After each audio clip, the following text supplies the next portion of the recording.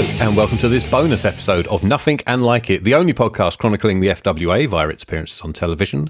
I am the guy who's run through his entire list of silly intros and needs to think of some new ones, Kieran Lefort, which means joining me are co-host prime Eddie Sideburns. Hello, Eddie. How you doing? KLM. Fuck KLM. We're still doing this, are we? Okay, yeah, fine. It's not gonna stop.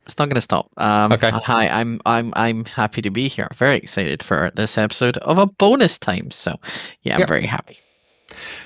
And, of course, co-host Alpha, Andrew Ogden. Andy, how are you?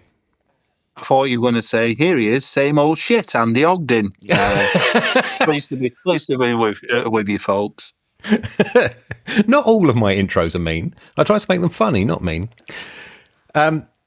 Also joining us is one of the people without whom this show simply would not be a thing. The man behind the wrestling channel, Sean Herbert. Sean, how you doing? Yeah, I'm pretty good. Stop. That's the intro's too much.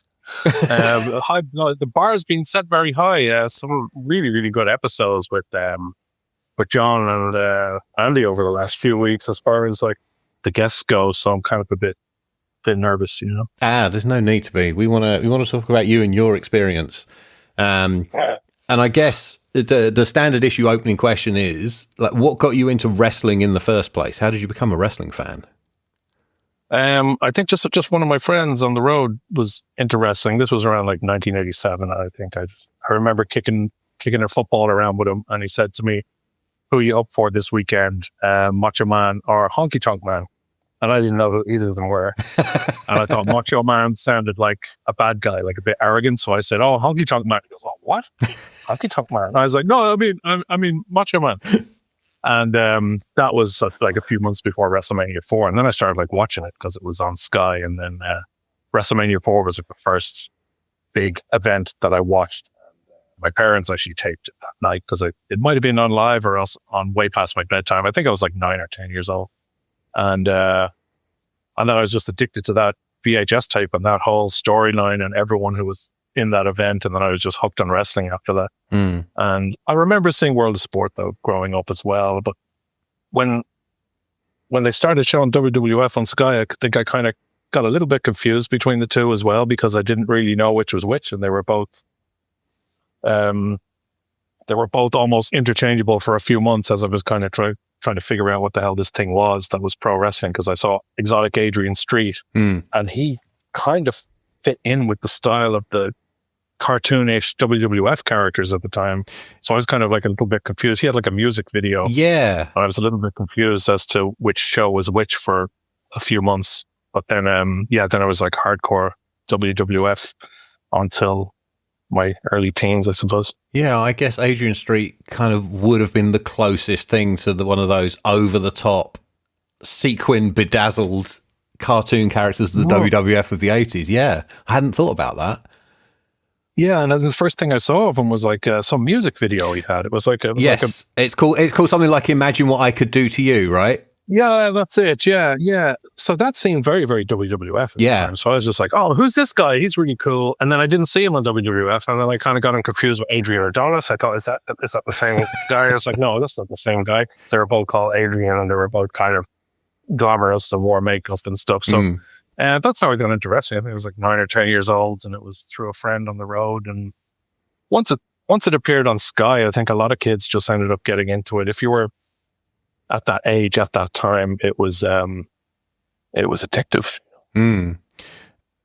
So did you have any ambitions to get into the wrestling business before creating the channel?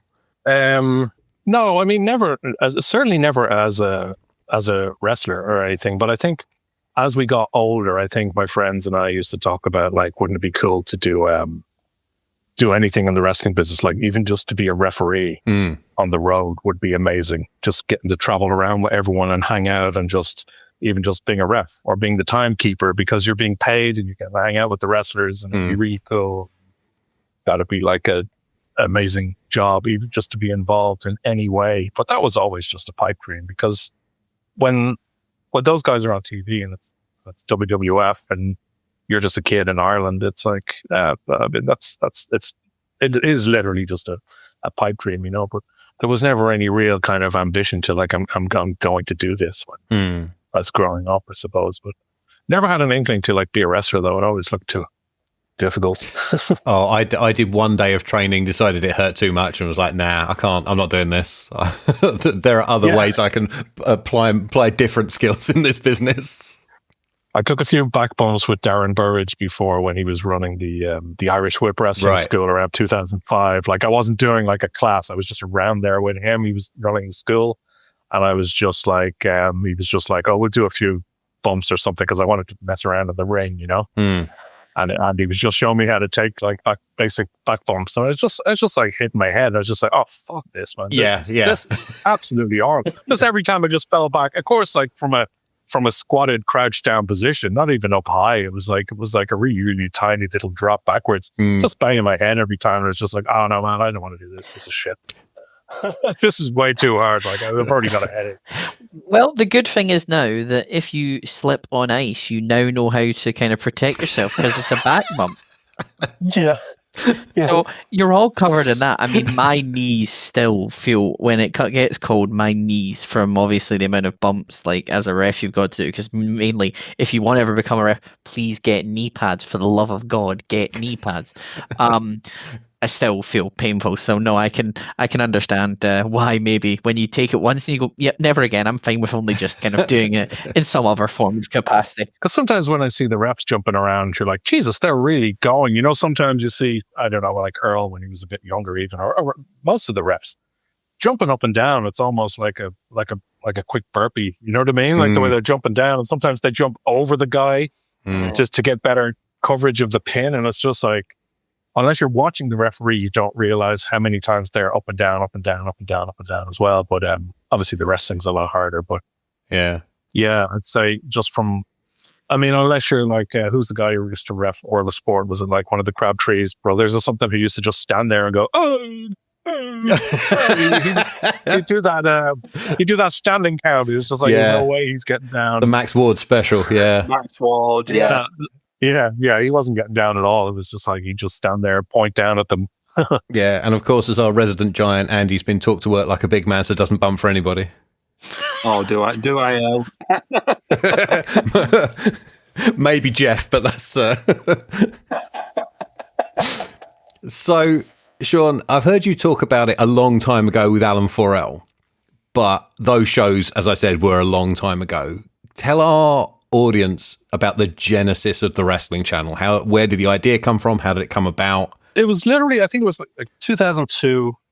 I'm down at my friend's house one afternoon. Neither of us are working, and we're both just getting stoned, and we're watching that Jim Cornette RF shoot interview from, I think it was the one from like 2000 or 2001. I think it was 2000.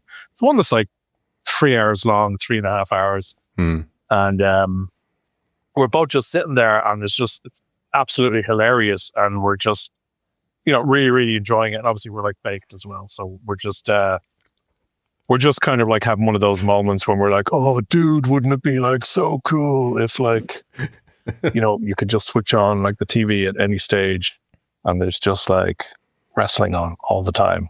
And it's like all different types of wrestling from, past and present. So it could be, old wrestling from America, new wrestling from America, classic Japanese stuff, current stuff from Germany or anywhere, and it's just, 24/7 wrestling. And then we're like, oh man, that'd be so cool. Because then even if you didn't want to sit down and watch it, you could just throw it on the background while you're doing something else. And there's just something on throughout the day. It could be anything. We thought, oh man, that'd be amazing. And then I kind of thought, oh, well, idiot's not going to happen, And then I, in my stupidity, just kind of thought, oh, but what if I did it? And then with like, no experience, no contacts, no, absolutely zero knowledge of how any of that would happen. I think like 2 or 3 years before, and I think I'd seen like a show on Sky about a channel launch called TV Job Shop was the name of the station, and it documented the guy who launched the station and everything he was going through to launch it. And that was literally the only thing I'd ever seen. And I think that was a TV station about like getting jobs or something like that. So, and the next day I just gave Sky a call and I just said, how do I launch a TV channel? And I just said, like, what do I need to do?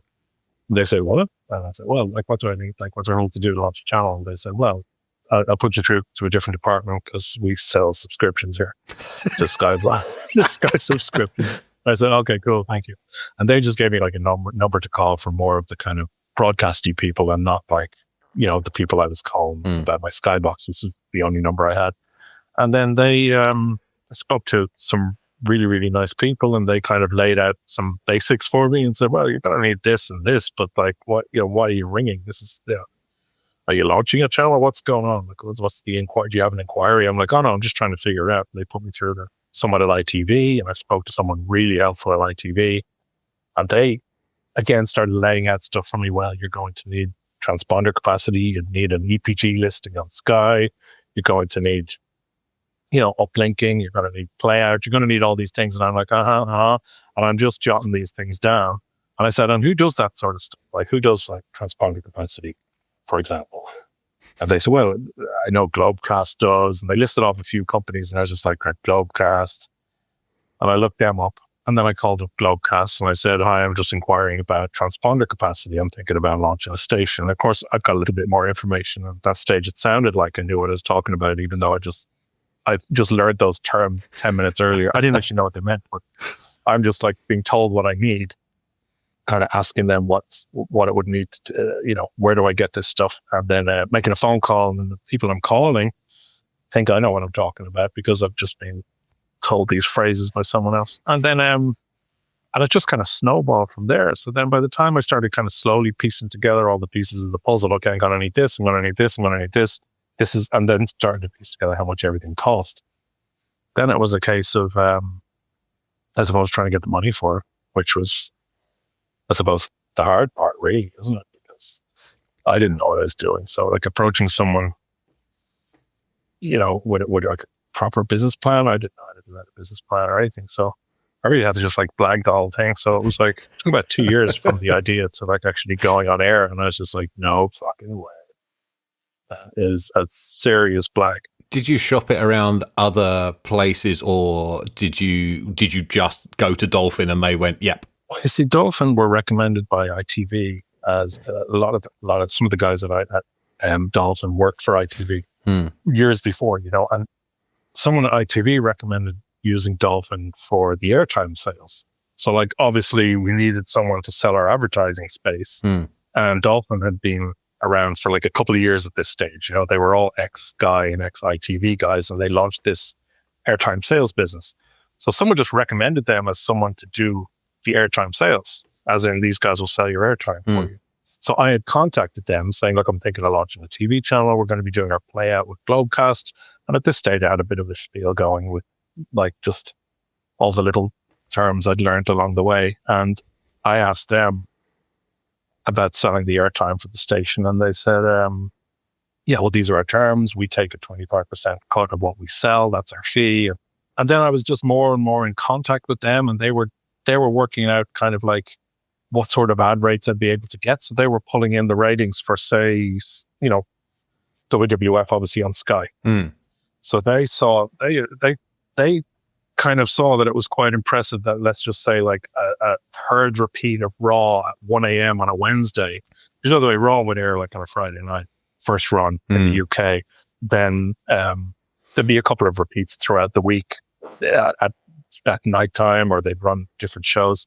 So they were looking at the ratings for like, okay, so like a third repeat at 1 a.m. on a Wednesday night is pulling in these ratings on Sky Sports, which is obviously a paid channel. So they knew that the ratings on Sky Sports were a lot more than, they were premium ratings because it was a paid channel. Yeah. If your channel is free to air, then potentially it would scale up from a paid subscription service. Exactly, yeah. Basically, they were impressed with the WWF ratings, even on the repeats, which was what they were trying to compare. Yeah, because we're still in like the meteor tail of wrestling's hotness at the end of the Attitude Era, aren't we? In 2002, 2003. Yeah, absolutely. It was starting to really trail off there, but they were impressed with the ratings that WWF was doing on third runs and stuff. So they started getting interested in the actual venture itself. And because I was telling them I've got all this wrestling lined up, all this content, and I just need somewhere to run it. And it's like top quality stuff. And I've been in contact with ITV about the World of Sport stuff. And of course, that was stuff they were familiar with.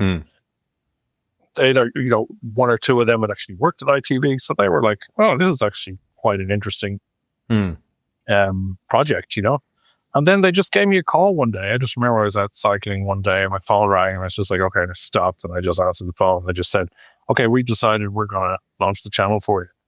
Wow. And we're going to put the money.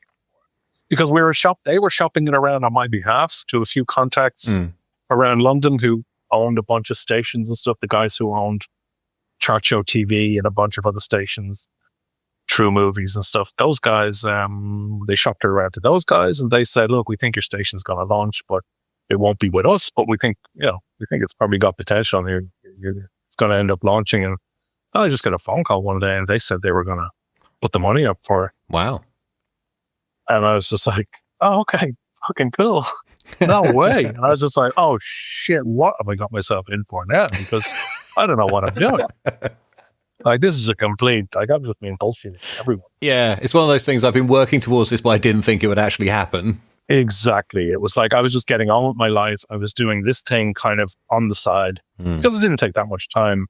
And then it was like, and if it happens, amazing. If it doesn't, like, so what? I mean, I've lost nothing. I've gone over to London like twice or something. It was like 90 quid flight. It was like no big deal. No big outlay. Yeah. So like you don't personally have a financial stake in the company at this point, at least. No, not at this point. No. I mean, I was given shares when the company itself was created. Yeah. But at this point, I didn't have any money to outlay. And at that stage, I think I'd already gotten a lot of footage lined up. Like I'd already been speaking with Elsa. And, a few other people like CZW.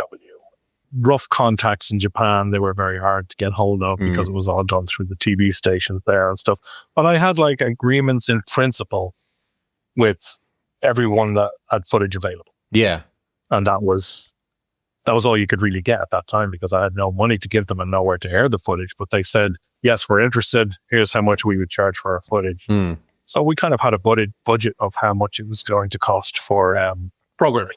Yeah, we kind of reeled them off when I kind of quickly covered the launch of the channel when we talked about the first FWA episodes aired on TWC. And it is basically a who's who of the time in pro wrestling that is not WWE. Like you had a seriously impressive collection of Japan, Indies, and then TNA and the World of Sport stuff. I think when we launched, we had pretty much everything we wanted. Yeah. As far as promotion wise, there was a couple of promotions we couldn't actually get in contact with, FMW and AAA.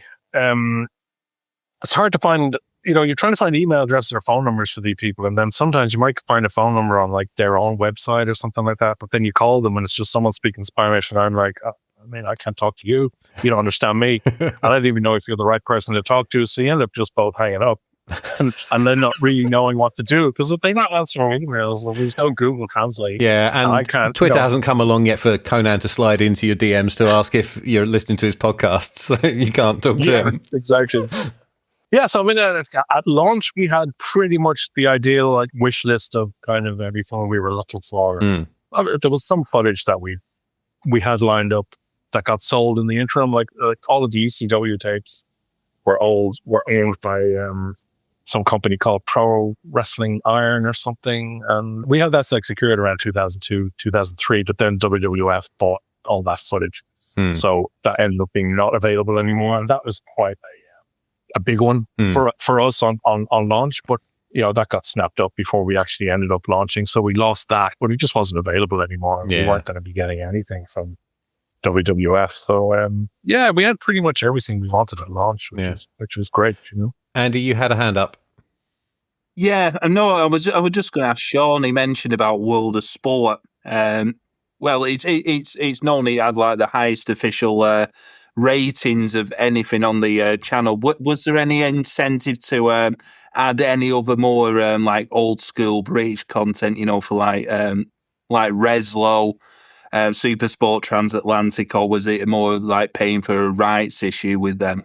It was just more that we had a good deal with ITV because it was like ITV Sports Archive, originally ITV wanted a lot of money for the footage when we originally approached them, and they weren't going to do the deal. But then one of the guys from Dolphin was, like I said, he had contacts in there. I think like his wife used to work in like the sports archive department or something.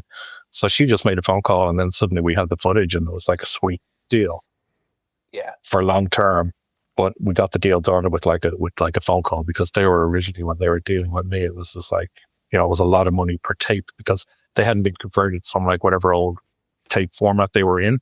So for them, it wasn't just a case of sending out some tapes. They actually had to like transfer all of them to DigiBeta. So it was a bit of a job for them as well. It wasn't just a rights fee, there were cost implications with getting the transfers done as well. So when we got the ITV footage, we weren't really, we were able to get all that footage through one source, which was ITV, which was very handy. If we tried to kind of source other stuff elsewhere, like Reslow, and again, these are promotions that I'm not necessarily aware of either. I'm aware of them since, but at the time, all I knew from British wrestling was a few of the current promotions like FWA and such, and then the ITV World of Sport used to be on. And again, that covered a few promotions though, didn't it? Wasn't it like joint promotions? Yeah. So Joint held the TV slot while it was officially World of Sport, and then once it became ITV Wrestling in '86, I think, then it was a 3-week rotation between Joint, All Star, and WWF. Right. Okay. So All Star was the other one, Joint and All Star. Yeah. All Star is where the disco ladder match comes from. Yeah, I saw that. WrestleMe covered that. Yeah. Very, very special. As we're an FWA show, we should probably talk some FWA. I think I heard you mention before, maybe you've just told me, they cut their own deal without going through you. Is that right? No, I think what happened was I was handling all of the kind of the deals with everyone, but I think because all the guys from FWA were based in London and the guys from Dolphin were based in London, they just said they just go in and meet up with them and just do that deal themselves. So it wasn't like bypassing me. It was just, it made sense because I was dealing remotely with everyone else. And if the guys at Dolphin would have been doing it, it would have been dealing remotely as well. I was running everything past them anyway. So I think it was just a case of like, because they were able to meet up face to face and just do a deal. So I think it was like Dino, Alex and Doug went into the Dolphin office in London, which was where they were based at the time. And I remember just one of the guys from Dolphin telling me afterwards when these 3 guys walked in, of course, like Alex, like whatever, 6'10", then Doug, like jacked, and then Dino, like, I don't know, like some sort of like short con man who would speak like 100 miles an hour, as well as Alex. No, I'm not saying he was a con man, but you know what I mean? The type. He just seems a whole carny, like very much an East End market trader type. Wheeler and dealer, I mean, he was. Wheeler That dealer, is in fact what he was, an East End market trader. Yeah. Anyway, these 3 characters come into the office, and then just after the conversation with one of the guys from Dolphin was saying to me, he goes like, I'm looking at these guys sitting across from me at the table and thinking, what the fuck have we got ourselves into? Like with the whole channel thing, because this was their first time meeting anyone involved in the business. And of course, they're trying to wheel and deal and cut themselves a good deal and talk big. And, it's funny because we had that a few times where like people from the wrestling business would come in and like try to talk big and hype it up. And the guys from Dolphin are just having none of it. Like it's funny because they're trying to work them like they're marks, but they're just, it's like they were just almost immune to it because they didn't understand wrestling. Yeah, they're not in your bubble. So they were just like, what? Yeah, what are you talking about? If you're only drawing this much, this many ratings, we can only pay you this much because this is how much ad revenue we get. You know what I mean? We don't care if you're, if you're bigging it up. Yeah. So that was, they just ended up going in. Dino, Alex and Doug went into the Dolphin office and did their own deal. And of course, it ended up being they wireless themselves like some exclusive deal and announced it within like an hour. Yeah. And then all hell broke loose on the forums. I mean, I don't know how much of a bubble that actually was, but I mean, I was on the UKFF and I was on the Wrestling Channel forums at the time. I think we'd only launched the Wrestling Channel forums, so there wasn't really many people on there, but any of the forums at the time went like mental, especially UKFF, because FWA had announced like an exclusive deal, so they were the only UK promotion to be on the channel, and that was done directly with the guys at Dolphin. And of course, then they went and announced it and made it sound like, then of course you've everyone from Ricky Knight and it was the guy Gary, someone from WZW. Oh yeah. Gary Graham, I think his name was. All kicking off on the UKFS, flipping out. It was amusing. I wasn't really sure what was going on because I didn't know any of these characters. I was just looking at them and going, who the fuck is this guy? And he's flipping out. It didn't involve me. I got a lot of the heat, but I was applied like an idiot to a few of them. I think I had a go at like Ricky Knight's Tache or something. Because I was like having my early 20s and I see this guy having a pop at me, and I'm just like, the fuck are you? And what's up with your fucking mustache? And of course I had no idea who any of these guys were. And whoops. But I go, at that time I was like 24. And, I was, I wasn't being mean, but I was also kind of, the natural instinct is to defend yourself, isn't it? Natural instinct is to defend yourself rationally, but then also if they keep going, then you want to have a little dig in and have a little joke because you're a smart arse, and that's what I was. It's bored poster mentality as well, isn't it? You got to have a pop. Isn't it? Yeah. Yeah, I was about to say, I've got the thread open here, and it's like, you say it goes off, it's like 20 pages, it goes to 20 pages.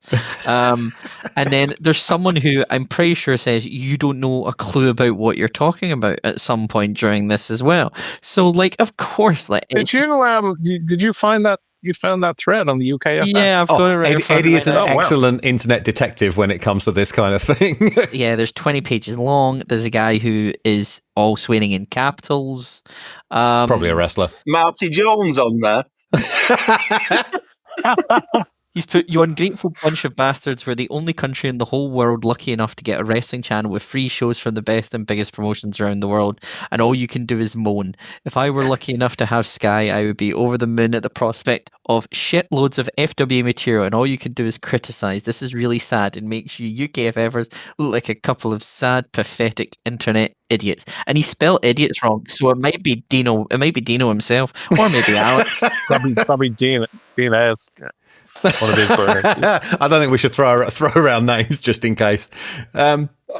So, with all this in mind, was anyone more of a pain in the arse to deal with than the FWA lot? And you can point, Eddie, I count myself among that.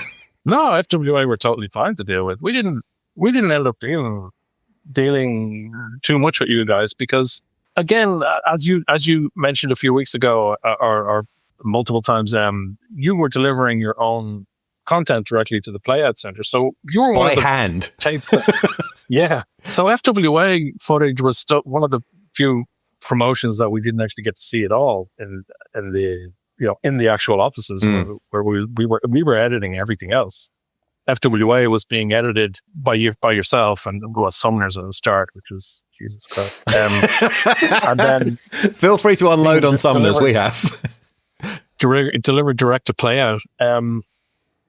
So we didn't really see the footage. So we had very little involvement other than being sent over durations and synopsis for the EPG and stuff like that. Yeah, I just remember I had to take the discs to the Playout Center and then either before or after that send Jody an email with times and the EPG thing, and that was about my extent of contact. Unless there was something in particular I needed to talk to you about. Is it okay to do this, that kind of thing? So it was relatively smooth for us because all of the invoicing and that sort of the business end of it was done through our London office. So we were only ever talking to Alex or and stuff about just general chat. We weren't really talking business with them, which was fine. And then with yourself, it was just, we weren't worried about getting tapes delivered. You were delivering everything yourself. So, and just to touch on that, actually, I know you'd said it a few times about it. It had to be by on 45 minutes or whatever it was. I think that was because you were the only one delivering your content direct to the Playout Center and everything else we did in-house. So for the sake of scheduling purposes, we needed to know the total duration of an episode in advance so we could draft up the schedules. Because, for example, let's just say, an episode of Gaia women's wrestling that we edited, we edited that the week before, and we knew the durations of that show the week before, where you were editing week on week. Yeah. And delivering the stuff, sometimes the day it's going to be. Yeah, because I was a one-man operation, and honestly, it was too much work for one person. Absolutely. Yeah. But because of that, we needed to get our schedules drafted up in advance and fill in the commercial allotments, which varied during daytime and peak. Yeah. Versus like overnight, and then also get our promos and interstitials and stuff scheduled. So we had to have all our schedules ready so that we knew that when we got the times from you, it didn't matter what the segment durations were. Against a total 45 minutes, we knew we could just drop it straight in, or it would add up to bang on an hour. So we had to know in advance what your total duration was going to be, so we could actually get our schedules done in advance and the commercials slotted in and everything else that needed to be slotted in. So that's why we gave you a fixed duration, because let's just say an episode of like World of Sport ran 43 minutes and 30 seconds.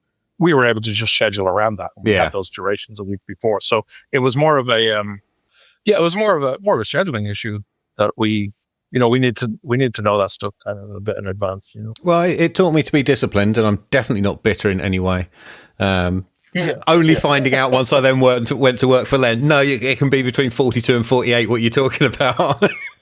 Yeah, but I think when Len was delivering the stuff, the RQW stuff, that was a few years later. That was like 2007, 2008 or something like that. And I think we were a bit more flexible by then because we established a workflow, because this was like from like day one, you were delivering your own stuff. It was coming from Summers initially for the first while, but we had a much better workflow a few years in, obviously. So I had this flashback memory of Mark Sloan also doing an FWA Academy show, and there being a frame in an ad he would put in it that would knock over the playout computer every single time. Oh fuck! Actually, you're right. Yeah.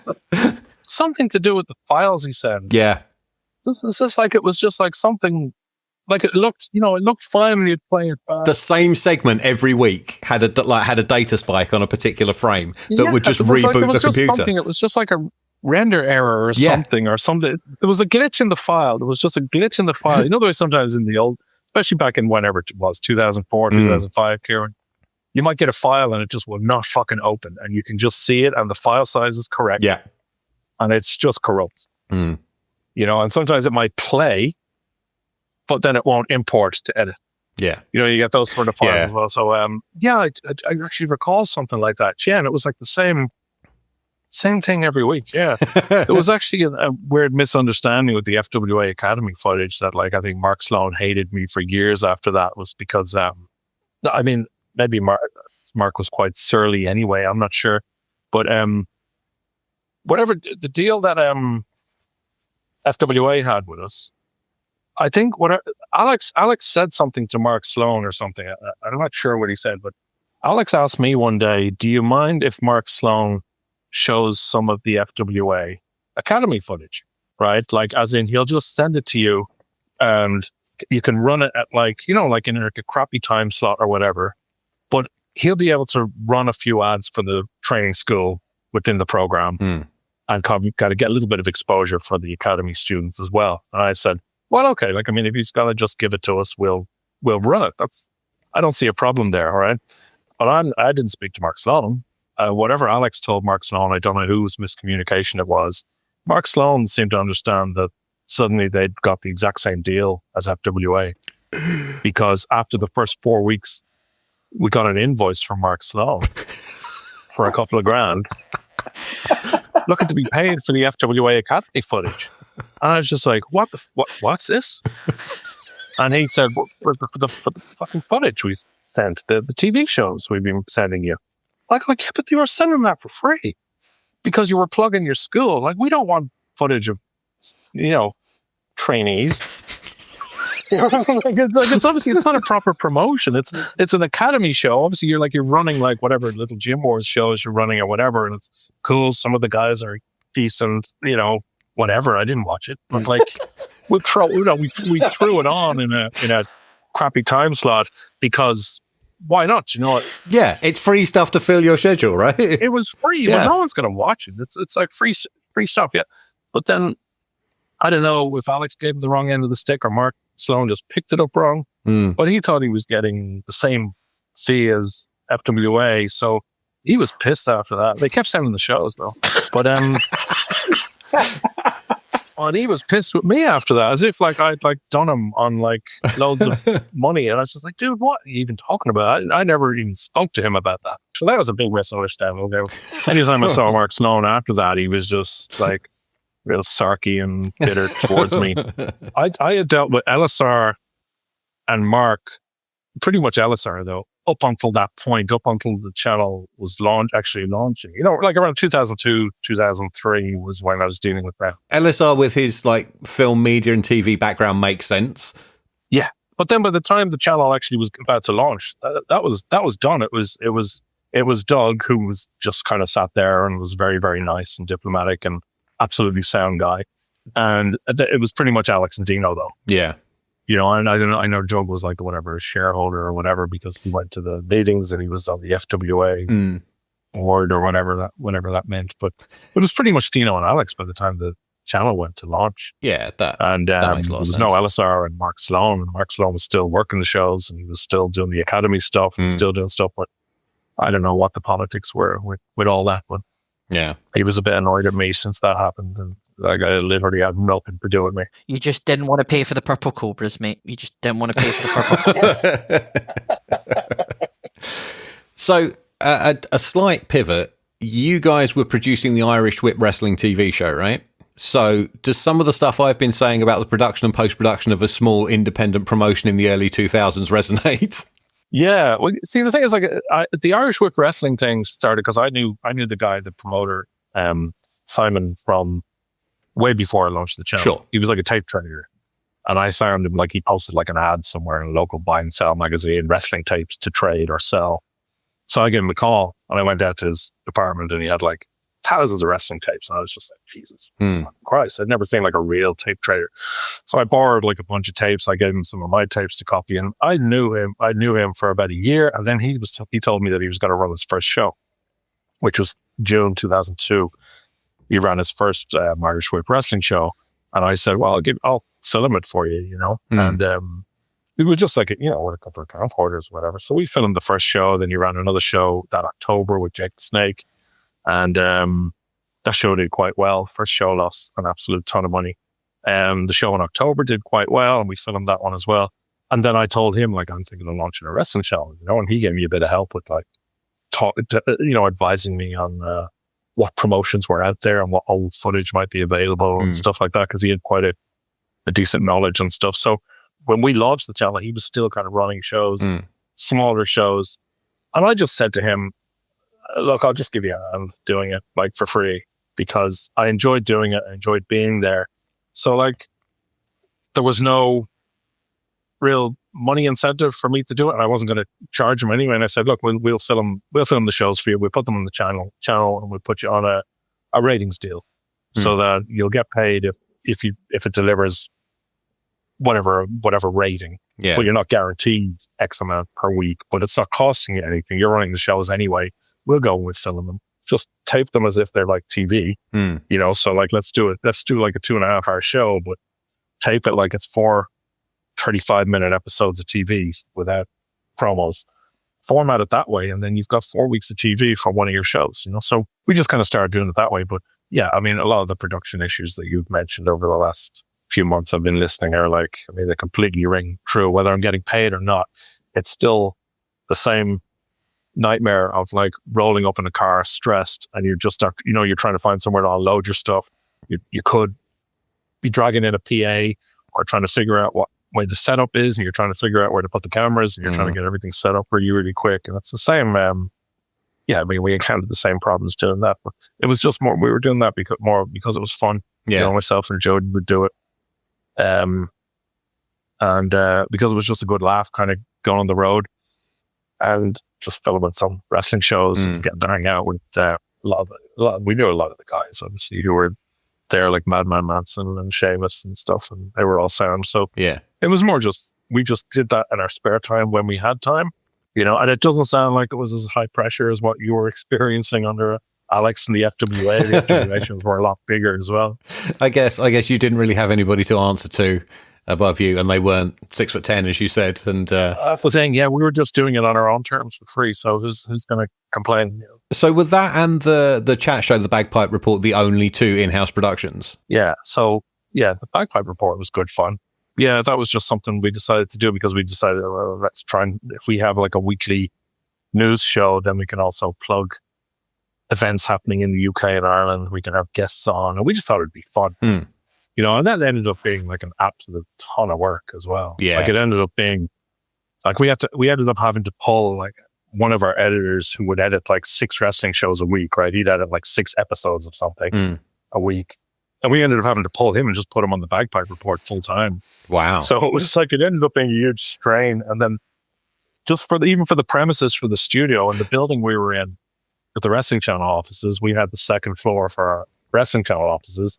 And then there was like an empty floor below us as well. And we said, well, let's just take that floor. And of course it was like a 4-year, 9-month lease. And I just signed that thinking like, yeah, fuck it, who cares?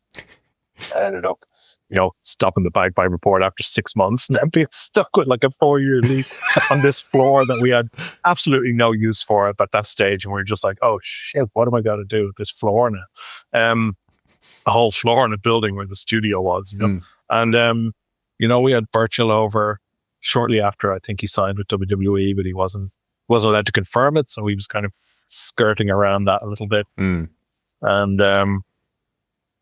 that was one of the only shows we produced in house. I would barely count Irish Whip Wrestling because that was formatted as a wrestling show. Sure, and it was quite easy to do. Just to comment on something you said a few weeks ago about the FWA moving to, what was it, Fridays at 9 p.m? Yeah. So we started on Thursdays at 9 p.m. and then in September there was the move to Friday, which was, as I recall, put us directly opposite Raw. And that's the thing, and I actually double-checked with John Lister and Mo just to be sure I wasn't like going mental. Raw was on at 10 p.m. to 12 a.m. on Sky Sports every Friday night. So the logic behind that was that this was like our idea, but then of course we ran it by Alex as well. So Raw was on at 10 p.m. So the Bagpipe Report aired at 8 p.m. And that was doing better ratings than quite a few shows. So we started the Bagpipe Report in June 2004. And then we ended up moving the FWA show around September, like you said. And we moved it because the Bagpipe Report was doing pretty good. So we thought that'd be a good lead in to the FWA at 9 p.m. And then Raw would be on at 10 p.m. on Sky Sports 1. So there was absolutely no clash. And it was actually, there was no head to head, So the logic kind of, I suppose, was if wrestling fans were getting ready to watch Raw at 10, they might be channel surfing a little bit and catch FWA, which would be on at 9. So that was the logic behind that. There was no head to head, Kieran. That makes a lot more sense. You can't blame a 20-year-old memory for not quite being 100%. Yeah, no, because I was listening to that going, did we? That sounds really stupid. Why would we do that? And then I was trying to remember, when did it change? Why did we change it? And I was trying to check old schedules, and I was just like, I thought Raw was on at 10 p.m. And I just like, so I used to watch it every Friday night.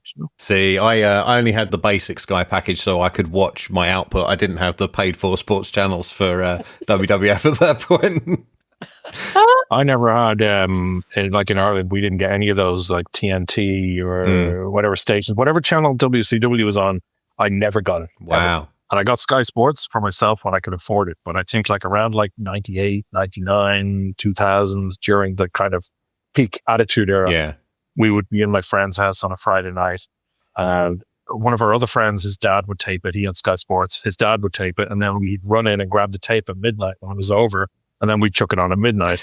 And we'd all sit down and watch it at midnight and then be like, falling asleep by like 1. But that's the way we had to watch it because we didn't have Sky Sports, but one of our friends' dad did. And he was like next door.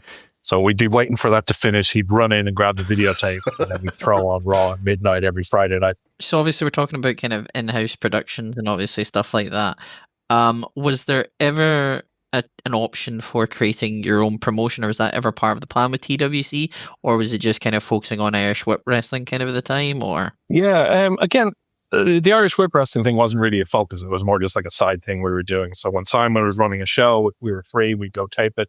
Because it would only be like once a month or once every 6 weeks or something. There was sometimes where there was shows like 3 or 4 in a row, and we just hit the road and we just do tape a bunch of shows that time. And then we just edit them when we needed the footage for the TV show. Okay. But we did run the Skydome show, Yes, International Showdown. International Showdown, in March 2005. And that was pretty much our only real attempt at like promoting something. But again, we had the advantage of the station as well. And we had the back end, I suppose, of the FWA and the experience. So like I didn't really have to worry about anything. We put a lot of work into it. It was really stressful. It was like the brink of a nervous breakdown, but it was because like running a show that big, it was just like, regardless of your stake in it, it was still like a huge show logistically to handle. And I know FWA had run the Uprising 3 show there the previous November. And it was, whatever, it was like about a third of the audience. What was it, 11, 1,200? I know you worked that show, Karen. Yeah, I believe the official number was about 1,800, which is... Right, that's pretty good. I thought it was around 1,200. Like maybe like 45% capacity. But like the where they had sectioned the arena off, it wasn't full. But yeah, the official number is 1,800, so maybe knock a couple of hundred off that and you've got a real number. Yeah. But I think just logistically flying everyone in. Yes, that's the thing. There were so many fly-ins, and then there was also, I thought it was quite clever how Alex did it, actually. There were a lot of people working different shows over that whole weekend. Well, that was his way of getting discounts on the flights and the fees, wasn't it? It was, and I thought it was absolutely brilliant because it ended up really reducing our fees. So he would say to him, he would say to someone, whatever, WZW, for example, I'm not even sure if any of the guys work there. We've got Raven coming in. Do you want him on Friday night for half of what he normally charges and half of the price of a flight? Yeah. And they'd be like, yeah, cool. He'd be in the country anyway. And then he'd also say to someone on the Sunday night, we've got Raven coming in. Do you want him for half of his normal rate and half the price of a flight? Right? You see what I'm getting at, right? Yeah. So then the flight, they end up paying for the flight. And we get Raven for his normal rate, but like he's been subsidized for the weekend. So then we say to Raven, we've also got you, it's not your full rate, but while you're in the country, you're flying on Friday. Yeah. Right. We've also got you work on the Friday night. The show was on Saturday. We've also got you work on the Friday night and the Sunday night. It's not your full rate, but while you're in the country, do you want to do these extra shows? Yeah. And he's just like, yeah, of course, I'm here to sell. And you can sell a shitload of gimmicks while you're there. That's the main thing. That's where they really cleaned up. So I thought that was really, really clever because it reduced our exposure and it gave other promoters a big name at a discount rate. So I thought that, that was pretty good. But logistically, just bringing all those people in was an absolute nightmare. Raven was, I really grew to like Raven, but he was a pain in the fucking ass. Yes. Because I think, what was it? It was like Travelocity and Expedia we were using to book the flights back then. I think Expedia is still around. Travelocity's gone.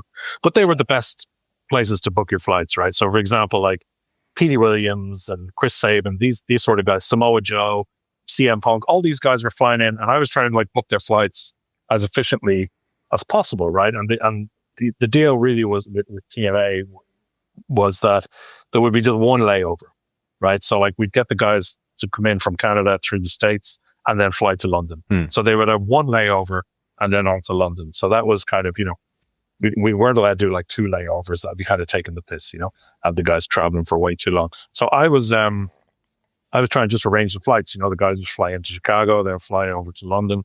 And then we were told that Raven, though, is insisting on just a direct flight. He wants a direct flight, which is going to cost a little bit more. And we said, okay, look, we get Raven a direct flight. He was one of the bigger names on the show, I suppose, at that time. Yeah. We'd Mick Foley, and Raven was a pretty big name. Mainstream wise, I know AJ Styles and Chris Daniels were big from an indie point of view, but as far as a name, Raven was pretty big. So we said, Raven's had his WWF, WWE run at this point. Whereas, exactly, yeah. So we said, let's cough up the extra 150, 200 pounds to get Raven a direct flight, right? So we paid that. We got him BA from wherever he was flying from straight into Heathrow. And Jody does the fucking first time I see him, he says, "Who the fuck booked me on a British Airways flight? I couldn't collect my air miles."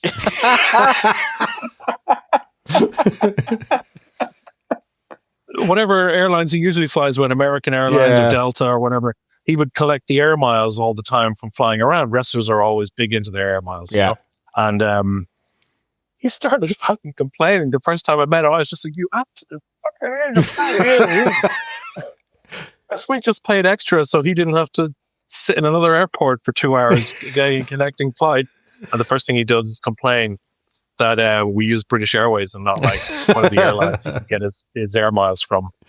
So that was my first time meeting Raven. I was just like, "You fucking dickhead." But then I grew to really, really like him, and it's just like he's a sarky, grumpy prick, but yet I don't know, he's like a certain charm to him, you know. So that was just one thing with dealing with Raven, you know. And then Mick Foley, of course, absolute carny right down to the end, you know. So we were like, you know, even just like it's in his roots, you know. So we said we were doing that deal for Mick Foley with his agent. I think it might have been, was it Barry Bloom or something? Yeah, that sounds about right. So he had like a big Hollywood agent or something. So I think it might have been Barry Bloom we were doing that deal with. And Mick Foley was like $10,000, right?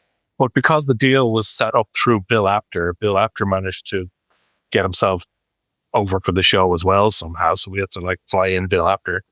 Maybe it was someone we never would have booked, but like he was our contact to Mick Foley. I think Alex had a contact for Bill Apter. Yeah. But not Mick Foley. And then we had to go through Bill Apter for Mick Foley. So Bill ended up, I wouldn't say wheezing his way in, but he managed to get a booking and a flight to the UK for a show that he wouldn't have been booked on. And Mick Foley, I think it was like $10,000, right? And a business class flight, right? When I checked this 3 months out, right, the business class flights were like, let's just say twice as much as a regular flight, right? And then by the time the deal was done, I went to check it. This is like 4 weeks out, and the flight was like $5,000 or something instead of like $1,500. And when I checked previously, it was like £5,000 instead of $1,500. And I was just like, "Oh Jesus fucking Christ!" Like I you know, and it was part of the deal that Mick Foley gets a business class flight over from whatever it was, New York to Heathrow. And then we just ended up, like, obviously it was an extra £3,500, and we were thinking, "Oh fuck that!" And we hadn't budgeted that because we looked up the prices when we were looking up the prices, right? And then we just said to Mick Foley's agent, we just said, "Look, it's £3,500 difference in the cost of the flight. Does he want half of that in cash?" And he flies economy. And he said, "Yeah, absolutely, he's fine with that." Like, so Mick Foley came over with a big, huge suitcase, which was literally just full of gimmicks. It was just full of books and promos, merchandise. You know, I don't know if he had any clothes with him. And he took the extra cash. He's a big guy, but he sucked it up on the flight like an economy. Like I know I'm like whatever 6'2", and it's just like economy is like it's awkward to get comfortable, right? Yeah, he's got to be at least 3 inches taller than me, really fucking big, and obviously beat up real bad. You know what I mean? Like sitting in those seats, his hips must hurt, his knees must hurt. It's fucking. How are you going to try and get sleep with it in your neck? You know, but he just sucked it up because it was just like, "Yeah, I want an extra £1,700. Yeah, okay. I'll fly economy and I'll just take the extra cash." So I was happy with that because it ended up costing us an extra £1,700, but also saving us an extra £1,700. So these are all the logistics we were dealing with, and it was just an absolute nightmare. I'm just so happy Greg Lambert handled all of the visas and did an incredible job, took a lot of the stress out of that for us.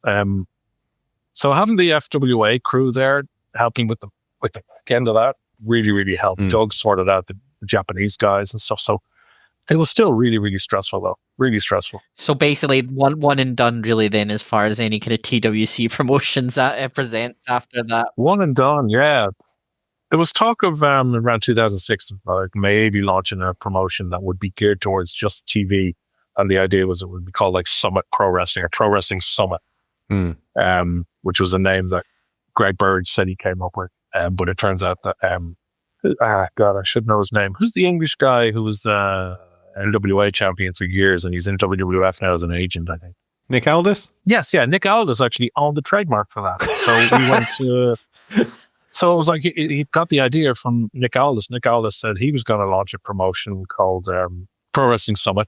We thought that was a fantastic name, and then we were going to use that, and then And the whole thing just fizzled out anyway. We worked out all the numbers, and by the time we would have kind of like sold out a venue, we would have had to be like a full capacity just to break even each time we did a taping. And it just didn't make sense. You know, it would have been strictly a TV product, but we would have had to sell out just to break even on the actual shows. So we just ended up knocking on the head. So common sense prevailed for once in wrestling, where we were looking at the numbers and we were like, how about let's not do it if we're going to lose money?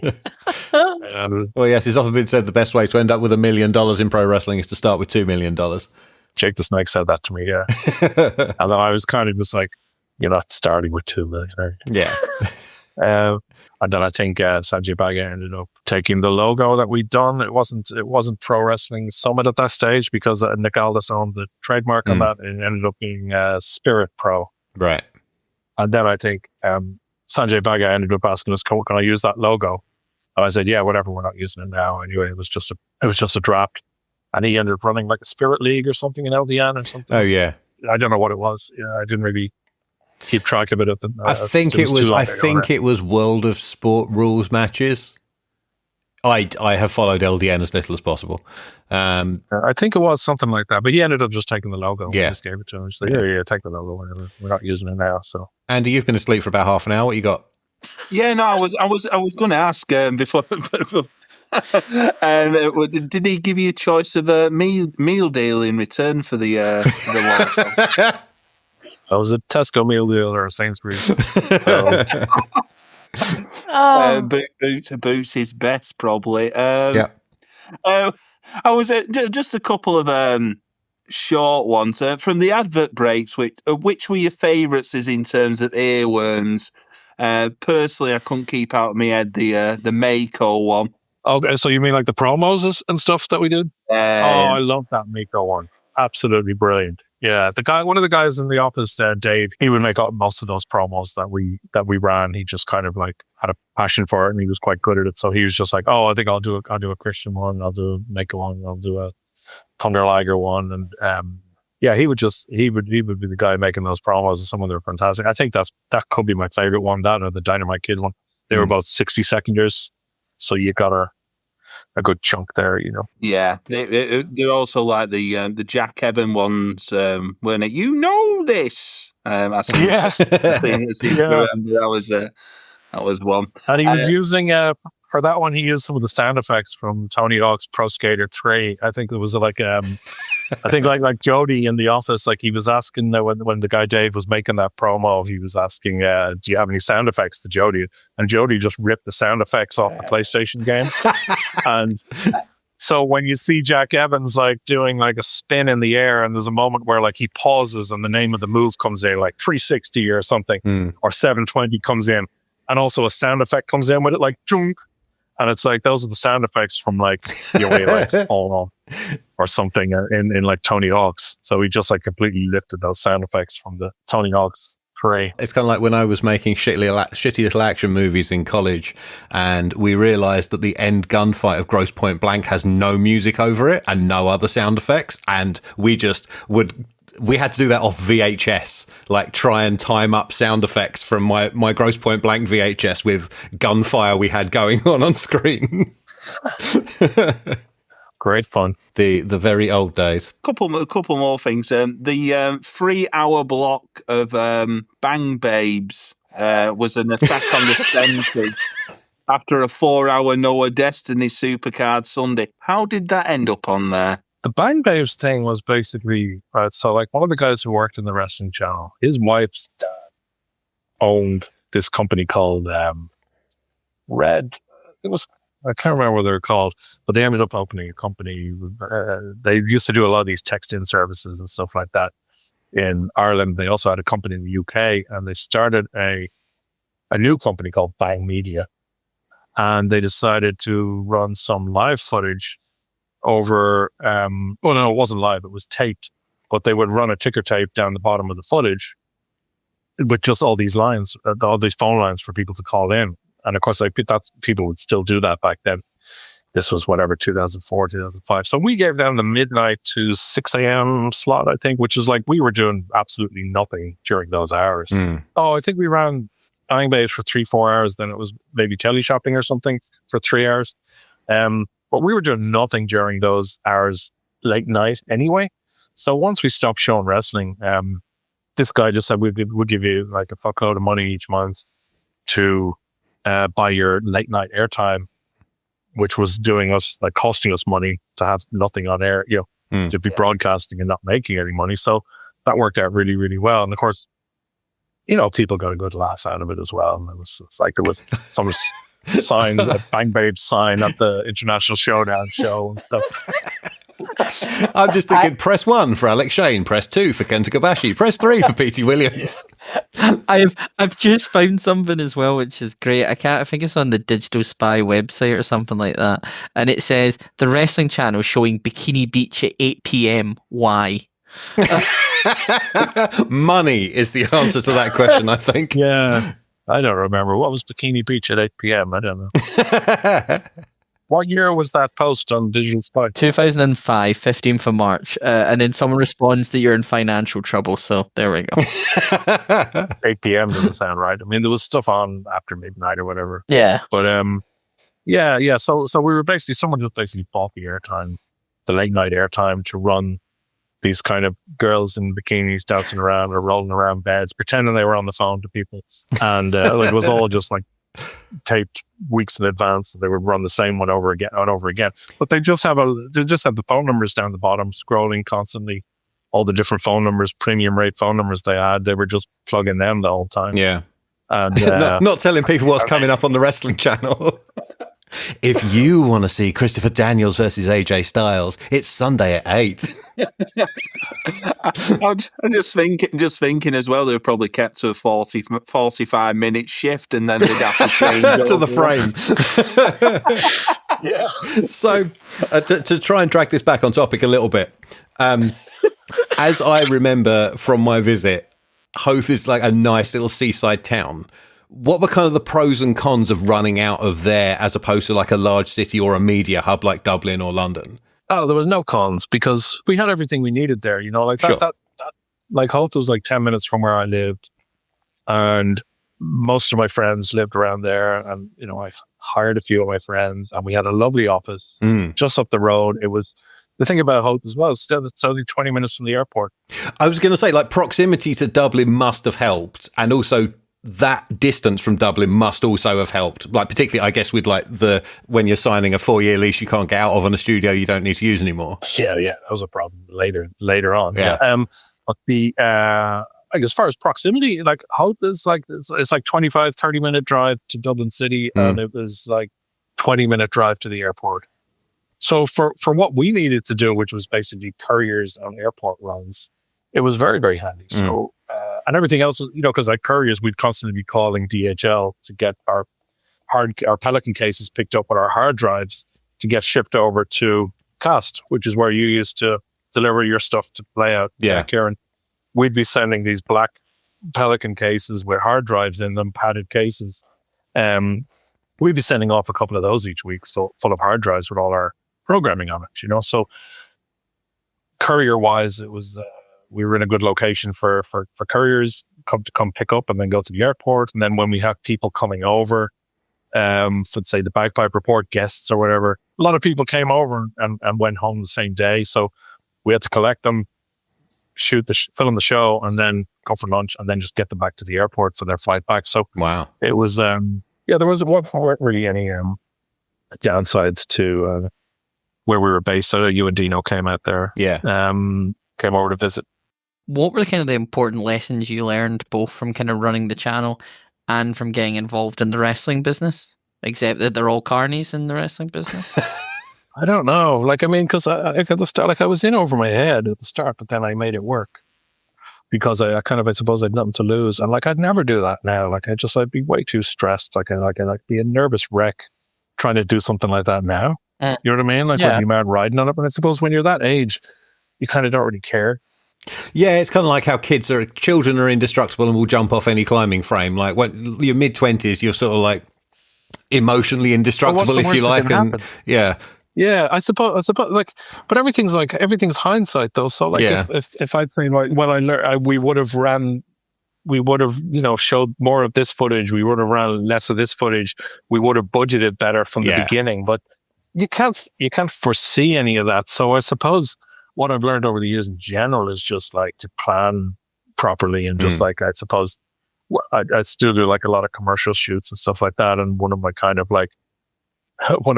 of mottos is kind of like no surprises. So if you plan everything properly, you're not going to turn up on the day and have have something like that surprises you. So you plan for every kind of outcome and make sure you've got everything you need there, so that you're not going to be caught off guard on the day and then you got yourself a problem. So, so I suppose just kind of like, sensible, be sensible and smart. Yeah.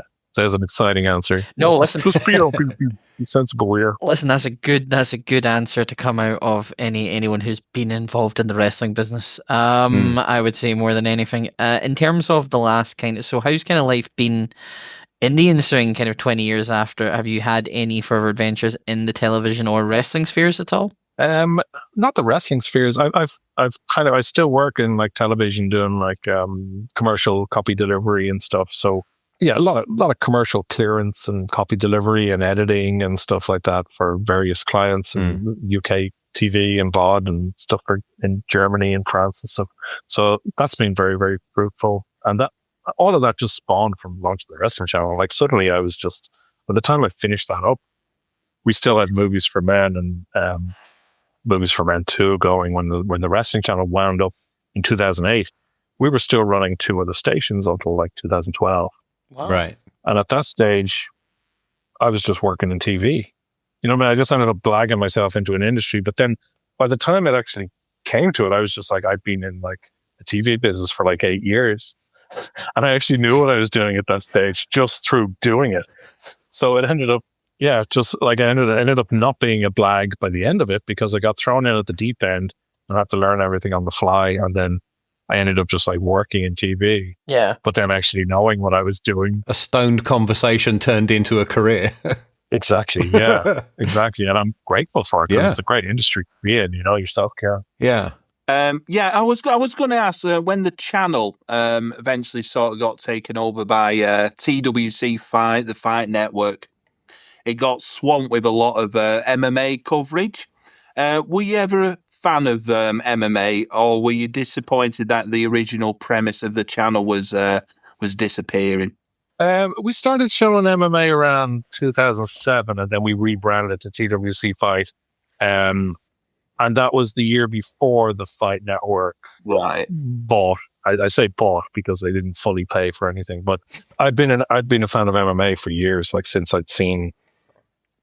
Ken Shamrock, I suppose, came to WWF, and he was billed as the world's most dangerous man and stuff. And then you're just like, sorry, where did he come from? So then I ended up kind of looking for old UFC tapes, which I found in like a video library in like Dublin City. They had like some like UFC events, like 1, 2, 3, 4, 5. So I ended up renting it, like the first 2, and myself and a friend watched it, and we were like, Jesus Christ, the fuck is this? This is crazy. And then it was kind of Ken Shamrock coming to WWF that kind of got me interested in MMA at the start. So I'd been quite into it way before we started showing it on the channel. And then, of course, I think it exploded around like 2006 anyway with like the Ultimate Fighter. I was going to say, I guess it's kind of like trends and economics, because at that point, wrestling is on the way down and real fighting is on the way up as an attraction. Exactly. We didn't really have much of a choice, but I had no objection to it because I enjoyed it. Yeah. So at that stage, we ended up showing a lot of like Cage Warriors and Cage Rage and whatever, Jungle Fights, King of the Cage, Super Cage, Mr. Cage, Dr. Cage. So there was a lot of that stuff floating around. Again, it was the equivalent of the indie stuff we were showing at with pro wrestling, So we had everything except the top stuff. Yeah. So we had everything except UFC. We had all the smaller promotions on there. So before we wrap this up and take it home, is there anything else you want to talk about? But particularly if there's anything FWA related, any FWA stories we haven't hit on? Not necessarily. I have a few kind of bullet points of like vague things I kind of recall. Like I know you told a few stories about Mark Belton, and I remember, I think it was Carpe Diem at Brenttown Hall, 2004. It was like the very, very first FWA show we were at. It might have been like a month or two after the channel had launched. Yeah, I can't remember. We went to 2 shows. Carpe Diem is the second Brent show. It was June 2004. Okay, so I think it was the one before that. Then was there one in March or There May was one in. It's either late February or early March. Yeah, there was one that CM Punk was at, I think. That was that was the first one. Yeah, that's the March one. Point being, we're staying in a hotel nearby. So myself and Jody, before we went down to the show, we're walking around looking for something to eat, right? And we go into a kebab shop, and 5-star Mark Belton's there, right? Cute, probably getting his dinner or something, you know. And I just said, "Oh, hey, Mark," you know. And I knew him from a couple of the FWA shows we'd seen, you know. And he just looked at me with like disdain and just completely ignored me and was just like fucking don't talk to me, fucking, like, as in, you know, oh, fucking fans going to the show later, oh, they're harassing me, probably looking for my autograph. All I did was say, "Hey, Mark." And then later on after the show, Alex introduced me and Jody to like a lot of the people, and he's just like, "Oh, hey, lovely to meet you. So nice to meet you." I was just, "Oh, you fucking slide." That tracks. So that was my first time meeting Mark Belton, and I only brought up that story because you were kind of ragging on him a little bit over the last few months. Only because he showed himself to be a prick to me. Like we've said many times, we've got no issues with his in-ring work. Like he was a great wrestler. He was just, I don't care if you listen to this, he was a dick outside the ring. Yeah, and that's my single, well, I suppose 2 encounters with Mark Belton, you know, when he didn't know who I was. Yeah, he was a complete fucking prick. Yeah, and then when Alex introduced me later on after that show, suddenly he was like really, really nice, and he didn't remember. I don't know if he remembered the kebab shop, but I was thinking, you're just like a dickhead 4 hours earlier. Yeah, I suppose like my dealings with Alex, I've heard so many stories, mostly bad, from people who dealt with him, but I kind of always had a different power dynamic with him because I never needed anything for him. So I never worked for him, and I never needed, I never needed money for him. I wasn't depending on him for a paycheck, I suppose. So he always needed something from me. So I don't, you know, maybe he treated me differently to how he treated others, but based on what I heard, he must have, you know, because, you know, he was over here quite a lot as well, whether he was either just visiting on Wrestling Channel related stuff, or he did a few Irish Whip wrestling shows. Yeah. We were meeting up about that Skydome show we ran. He was on the Bagpipe Report with Jasmine St. Clair as well. So he was over here quite a lot, you know, and I never had a problem with him. But again, it's that dynamic where like he was maybe, I don't know if he saw me as a peer or it was because he was just wanted something from me that he was being nice. So I don't know if he was, it's just, I suppose it's all about the power dynamic, isn't it? Because obviously from what I've heard, he's treated a lot of people like shit. Yeah. Who are under him. I think it was one of those rare relationships in his life where he wasn't the one with the power. Yeah. What is he going to do to you? Cut off the supply of FWA TV shows? Well, he doesn't even handle that. Yeah. That's why I was always very, very wary of how people were treating me. Like the Mark Belton story is a good example. So like, I was always very wary not to let my guard down like that because I knew what the wrestling business was. Yeah. You know? Like I knew that was, you know, that got, like a lot of people are kind of, I suppose, carnies and two-faced. And so I suppose I never put myself in a position where I needed anything for people. But then if they were being nice to me, I would always question whether they were being genuine or whether they were actually just nice. I will say working in the wrestling business also taught me to look below the surface. Yeah, so I'd always be just like, I'd be nice back, but I would never put myself in a position where I had to trust them for anything. Yes. Anything. It's a good way to be. Sean could have been a real dick there and then messaged FW and went, less Mark Belton, please. Just less Mark Belton. And it's just, I've got a special guest on the line. I've got Alex here with me, who's just like a word of Kieran. Did Alex slap the head off Lee Butler a few years ago after that as well, wasn't he? So we covered it quite recently. He slapped Jake Roberts in the dressing room after Jake got, would you believe, incredibly drunk and said some dreadful things. And then there was an incident, either before or after, I don't remember, where he, I believe he broke Lee Butler's nose in the locker room. Jesus. Yep. Yeah. I remember that vaguely at the time. I remember, do you know what? Because Lee Butler said Alex Shane fucks trannies. And he had said that. I'm not joking with you. Oh, no, I He know. had said that Lee Butler was the second trainer at the Irish Whip Wrestling School when it had first launched, right? And he had said it to someone there or something, and it got back to Alex. And Alex said, I'm going to fucking kill him next time I see him. Well, whether it was true or not, I don't know. But Alex told me I'm going to kill him next time I see Lee Butler. And then, of course, I read somewhere or someone told me, I can't remember how I actually heard it, that Alex actually went after him at a show, and Lee ended up running off. And that was because that's what Lee had said about him to everyone. He'd told all the trainees about Alex because I'm not sure, but isn't the wrestling business great? Yeah. But that's what that scrap was over, because I remember Alex telling me, oh, Lee Butler said this about me and I'm going to fucking kill him. Incredible. He says, but Alex wasn't a bad worker. He was okay. From what I saw, he did a few training seminars over here with the Irish Whip guys. And I know he showed Seamus a lot of stuff, as far as psychology went. This is late 2004. Seamus is really, really, really green at this stage. And Alex came over to run a seminar, and he had a match with Seamus that night at an Irish Whip show. And they went over that match during the day, and Alex was really, really nice to Seamus and showed him a lot of stuff and taught him a lot about psychology. Alex wasn't a bad worker. What do you think? He got better as he went on. He got better as he realised he should work like a big guy rather than trying to fly about at, he was basically a Great Dane puppy for a lot of his early career. A Great Dane puppy that thinks it's Superman. So he would try and fly about while, arms and legs are flying all over the place. But once he learned to be a large heel, I think he was much, much better. Yeah. Like I said, I didn't say he was amazing. I said he wasn't bad. Yeah, absolutely. Absolutely. You can't give him stick for being a bad worker, but he did, he did jump off the balcony at the Showdown show and did his ankle in.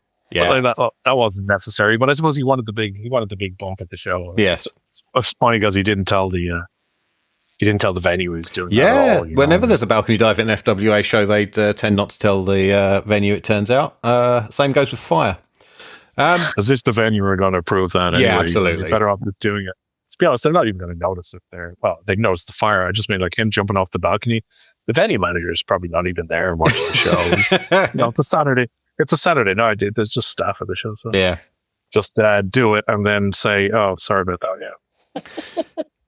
Sean, I want to thank you very much for your time today. If you have anything public facing you'd like to plug, now is your opportunity. No, nothing to plug. It's been an absolute pleasure, guys, because I've been listening to the podcast the last 4 or 5 months. Being an absolutely brilliant listen. You guys are hilarious. And I enjoy revisiting those shows, most of which I didn't really watch because there was so much on the channel at that time as well. And I'm trying to keep up with suddenly I'm trying to keep up with 5 or 6 wrestling shows each week. And FWA, I'd catch it occasionally. Seasons Beatings was a cracker of a show. Uprising 2. I'd end up watching more of those supercard shows when we show the full events instead of the weekly TV. So it was great fun revisiting those shows and those characters. A lot of them I'd forgotten about, like Jack Xavier and stuff, and Aviv Mayam and stuff. Those guys, I was just oh shit, remember them? Yeah. And then also hearing your anecdotes about Stevie Knight winding up Mark Sloan and stuff like that just cracked me up because I can just imagine Mark Sloan getting annoyed, and it's just funny.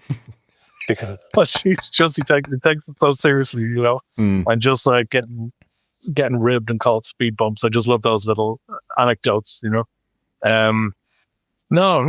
been an absolute pleasure being on the show, and the podcast is fantastic, and I've really been enjoying it, and I'm really glad someone recommended it to me. And I'm also glad to touch base with you again, Kieran, after all these years, and kind of shooting the shit on Facebook a little bit as well, Been a very long time, hasn't it? Yeah, but we're all still around. We are indeed. We're all still around. I wonder what Alex is up to, actually. It's 12 years since I even spoke to him. I'm not going to message him or anything, but I'm just kind of, I'm curious, because he burnt a lot of bridges, and I'm just wondering, has he managed to, find his way into another industry, or Your true crime documentary series In Search of Alex Shane. yeah. Some of those, I didn't even know one of his moves was called the Shane Station. You said it a few weeks ago. That's hilariously bad, isn't it?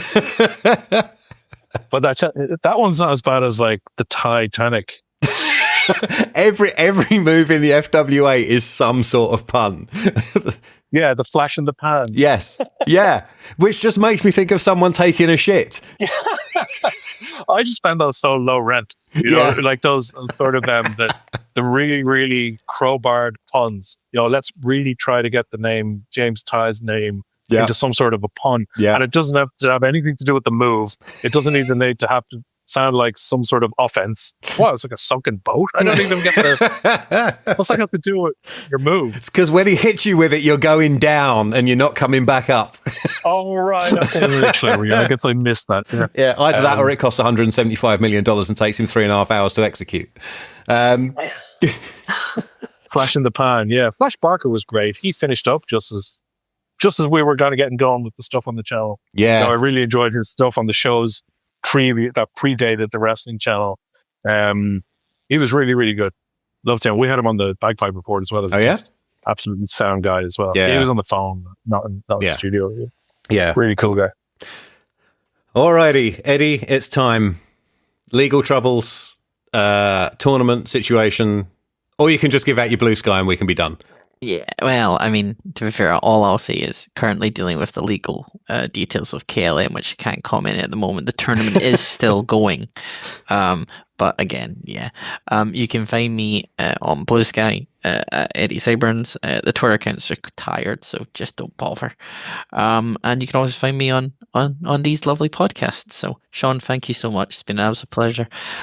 This is great therapy for anyone who's had any interaction with FWA. So, there you go. Yeah, it's like a therapy group, isn't it? It kind of is, yeah.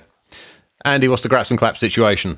Well, it's probably been hacked by some Canadian cryptocurrency firm, knowing my luck in life currently.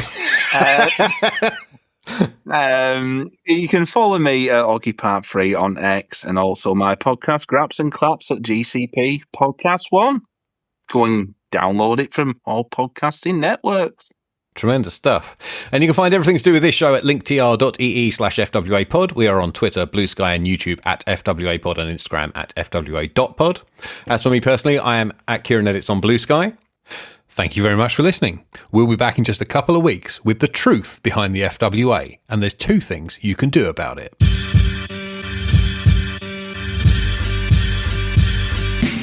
Oh, you getting money? Well, hallelujah. I'm getting money too.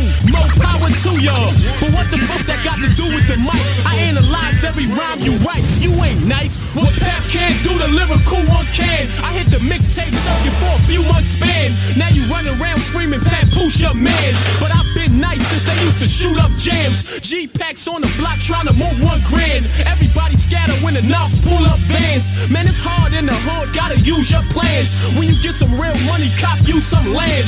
Better watch how you choose your mans. Ass had they turn, but they don't wanna give you your chance. I ain't asked you for no favors when you blew up scrams. I mix baking soda with coke and blew up grams. Your fans become mine when we do one jam. I'm like an air conditioner, I make you lose your fans. And you know this. But what the fuck that got to do with the mic? I analyze every rhyme you write. You ain't nice.